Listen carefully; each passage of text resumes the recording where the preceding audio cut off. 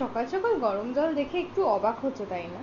যেখানে সকালে আগে চা খেতাম সেখানে গরম জল কেন খাচ্ছি?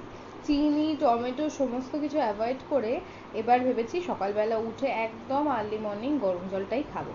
আজ ছিল শাশুড়ির জন্মদিন, ঠিক আজ না, কালী পুজোর দিন তার জন্মদিন। কিন্তু আমি আজকেই সমস্ত প্রিপারেশনটা নিচ্ছি, কেন আগের দিন রাতেই আমি কেকটা কাটাবো, আর সাথে শাশুড়িকে 5 রকম ভাজাভুজি করে দেবো। শাশুড়ির প্রিয় প্রিয় যে খাবারগুলো সেগুলো সবই আমি রান্না করব। এর আগে কখনো এরকম করেই কিন্তু শাশুড়ির জন্য কিছু করে ওঠা হয়নি, কিন্তু এইবার দেখলাম বড় যেহেতু সাপোর্ট করছে, তাই সেই জন্য সুযোগটাকে কাজে লাগিয়ে ভাবলাম তাকেও কিছু গিফট দেওয়া যায়। একটা মানুষ আমাদের সাথে থাকে, আমাদের সাথে হাঁটাচলা করে, কিন্তু কি জানি কেন তাদেরকে আমরা মানিয়ে নিতে পারি না। কিন্তু একটা জিনিস ভেবে দেখবে, এই সংসারটা মানিয়ে গুছিয়ে নিলেই এতটাই সহজ হয়ে উঠবে না, এই সংসার ছেড়ে তোমার কোথাও যেতেই হবে না। আজকে যাই হোক 14 শাকটা রান্না করবো না ভেবেছিলাম, কিন্তু করতে তো হবেই।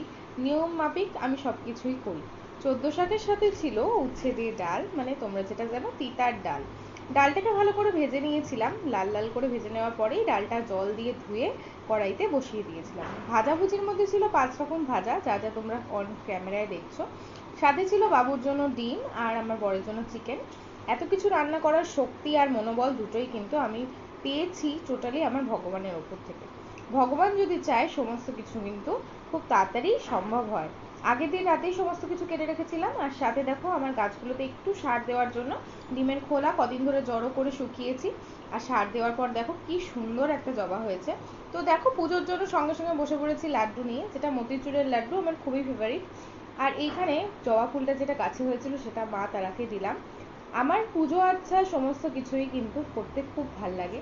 তো ফুল দিয়েই একটু রঙ্গোলি টাইপসের বানিয়েছিলাম, কেন এটা প্রত্যেক বছরই আমি করি, ছোট হোক বড় হোক। এবার তোমরা সকলেই ভাববে এত কিছুর মধ্যে সিম্বাকে কেন অ্যাড করিনি।